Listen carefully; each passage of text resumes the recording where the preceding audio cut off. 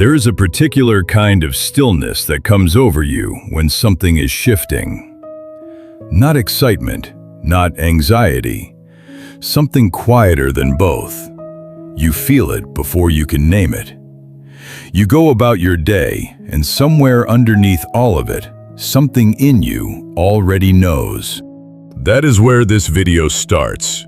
Not with a promise, not with a list of signs, but with a question. When the shift comes, and it is already coming, will you recognize it? And more than that, will you be ready to hold it without losing yourself inside it?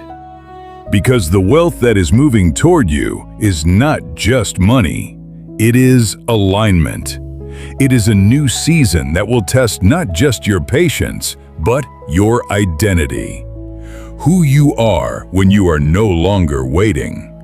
Who you choose to be when scarcity is no longer your address.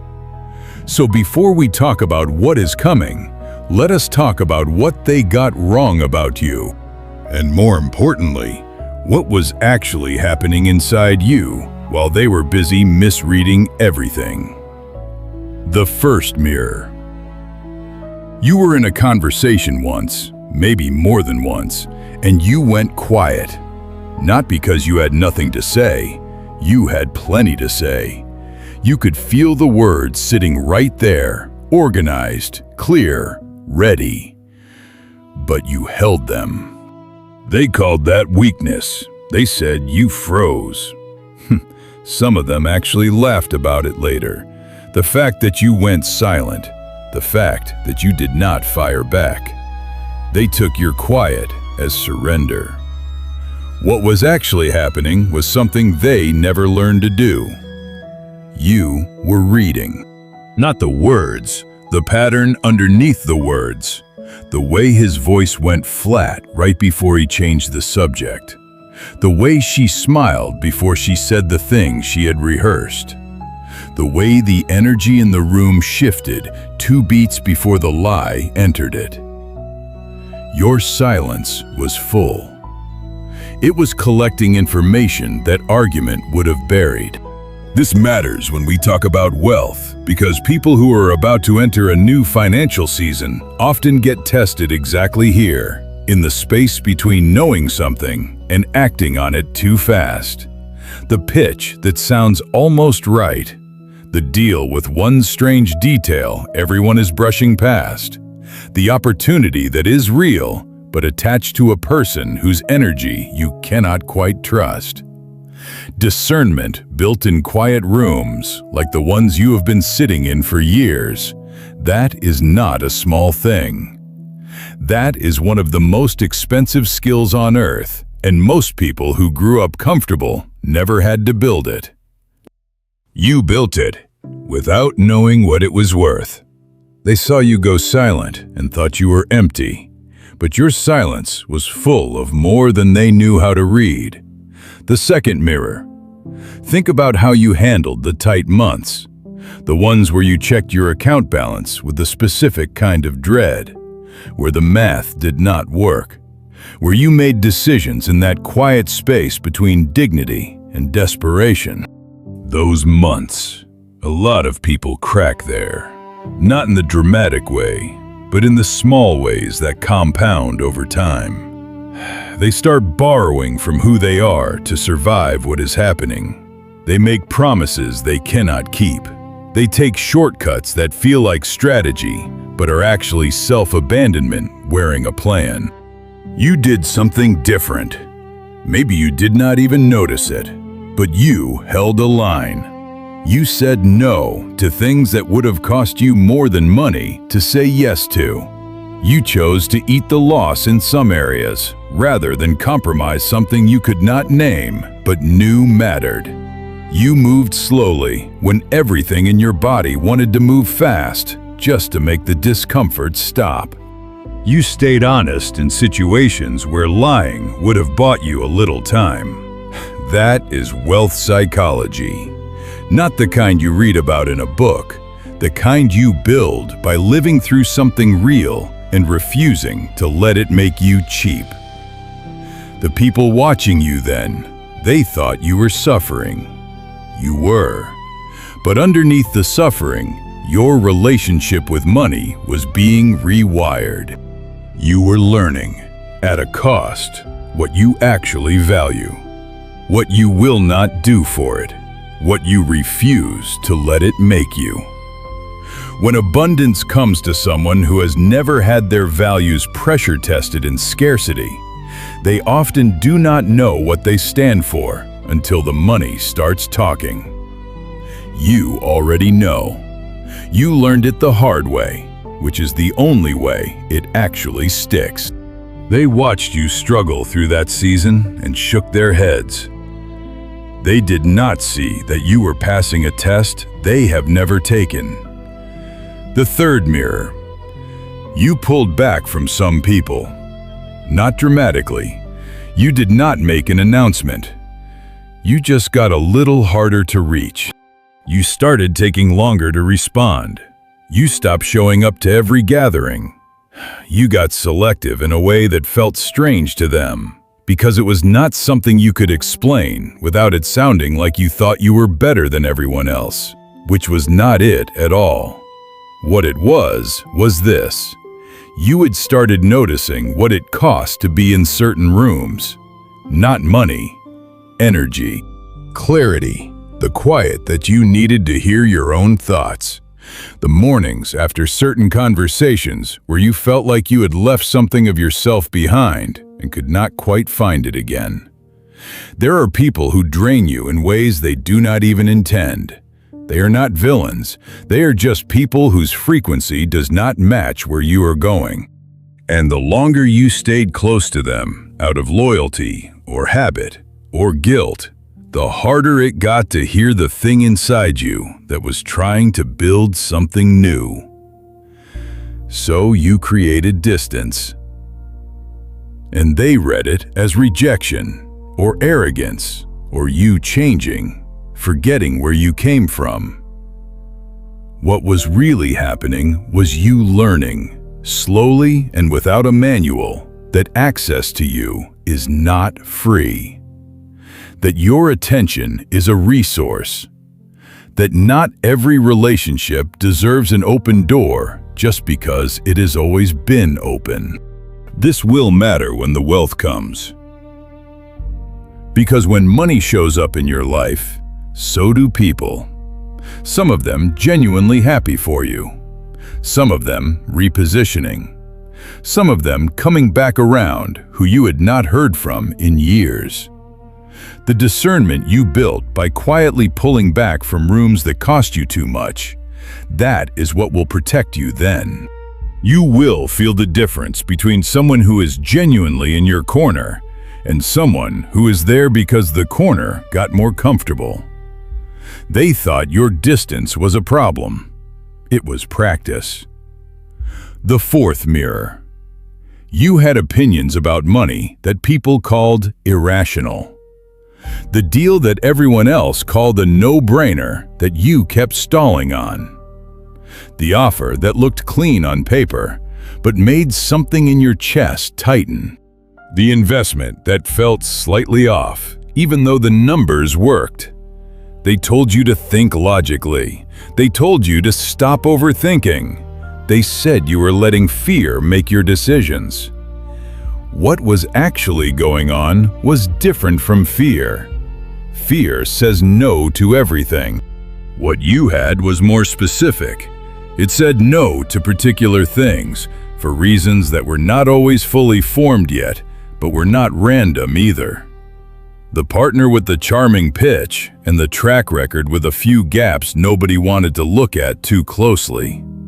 The arrangement that would have given you access to a resource in exchange for a little more of your agency than the contract made visible. The opportunity attached to a person who, the more time you spent around them, the more you noticed how people around them ended up. That is not fear. That is pattern recognition, and it is exactly the kind of thinking that protects wealth once it arrives. The difference between people who build lasting financial lives and people who burn through windfalls is often not intelligence or even luck. It is that some people know what they will not do. They have a line. They know it.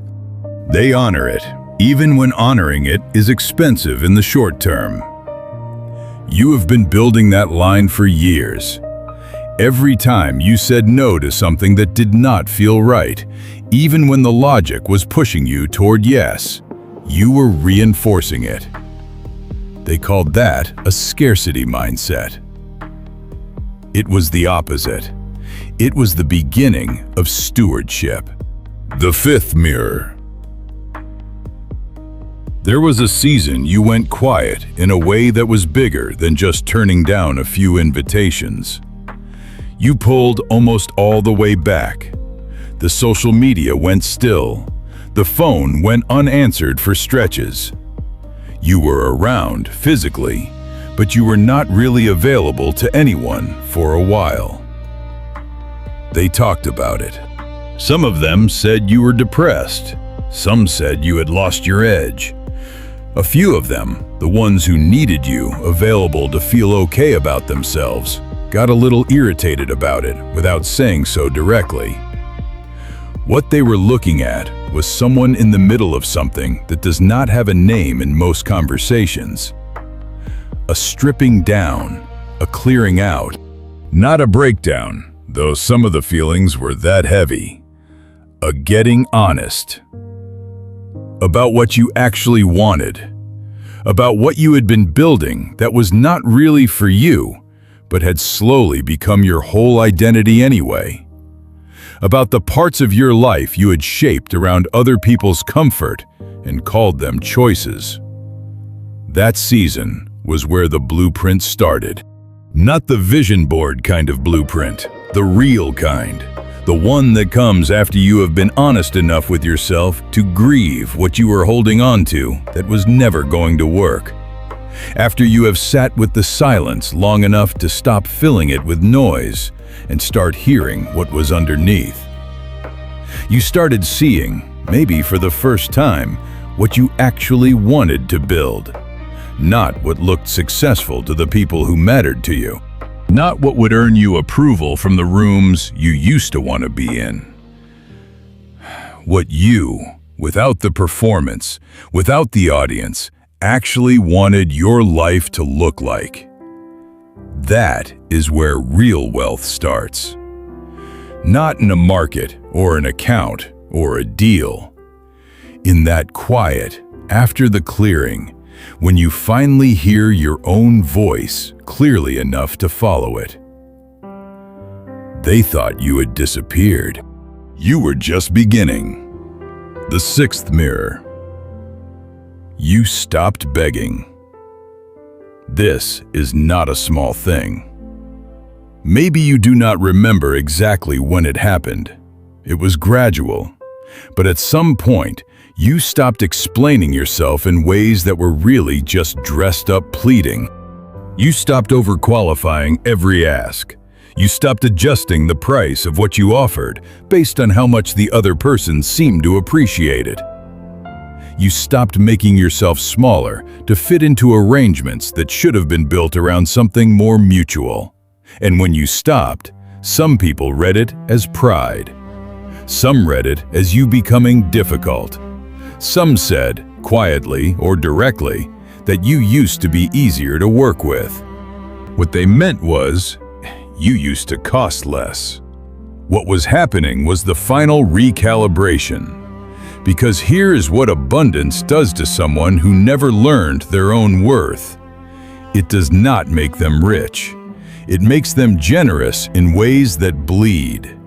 It makes them give away more than they should because they feel guilty for having it.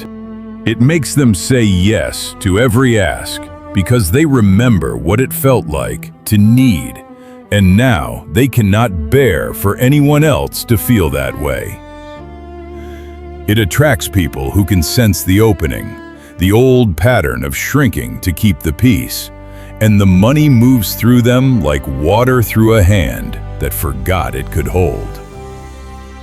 You close that particular opening by learning that you are worth the full ask, that your time has a real cost, that your yes means something precisely because your no means something, that people who genuinely want to work with you, partner with you, be in your life, will respect a price that reflects your actual value and not resent it. You built that self-respect in the middle of seasons when the evidence for it was hard to find. That is the part that holds when the numbers change. The seventh mirror.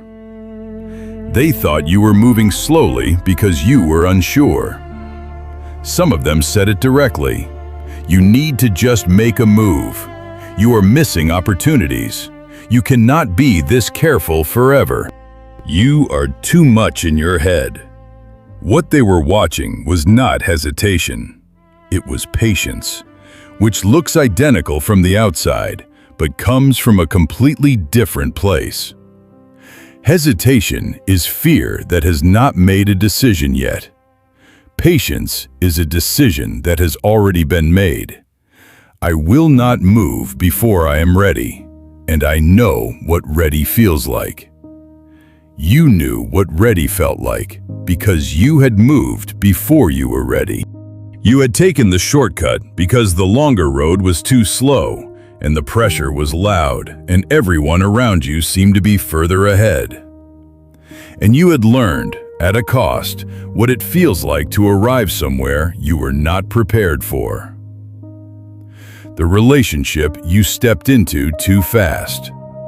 The deal you said yes to because waiting felt worse than moving. The role you accepted because it was there and you needed something to hold. You learned from those, not with bitterness, but with actual information about what you need in place before you say yes to the next thing. When the shift comes, this patience will not look like patience anymore. It will look like precision. You will move, when you move, in ways that look almost effortless to people who did not see the years of building the capacity to recognize the right moment. They will say you got lucky. You will know it was not luck. It was the result of knowing, at a level that took years to build, the difference between an open door and a trap that looks like one. They called you slow. You were being made ready. The eighth mirror. There is a moment, and maybe you have already felt the edge of it, when the interior work is nearly done. Not finished, it is never fully finished, but enough.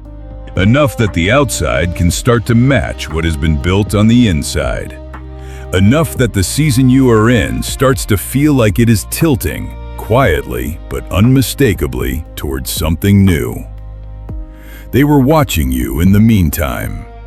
Some of them wondering when you would just do something. Wondering when you would show up the way they expected you to. Wondering when your story would start making the kind of sense they could point to. They had a picture of what your breakthrough was supposed to look like. Something loud, something they could see clearly from where they were standing. A dramatic reversal, a single moment they could have witnessed and said, "See, I knew that was coming." What they did not understand is that breakthroughs that last rarely announce themselves the way people expect. They are usually preceded by a long, quiet season of interior shifts that were invisible to everyone except God and you. The root system spreading wider and wider underground before the stem ever breaks the surface. The house being restructured from the inside while the street looks exactly the same. You have been in the interior work. That is what this whole time has been. The things they called your setbacks were the walls being replaced. The things they called your stagnation were the foundation being reinforced. The things they called your losses were the rooms being cleared of furniture that never fit the person you were becoming. The door is not going to open the way they imagined it. It may already be open. And what will come through it is not just abundance, but a version of you who actually knows how to receive it, manage it, protect it, and use it for something that lasts. You were never behind. You were in the middle of preparation they did not have the eyes to see. This is where I want to speak to you directly before the video ends. They may not understand what is shifting in your life right now. They may still be working from the old picture of who you were in the hardest seasons.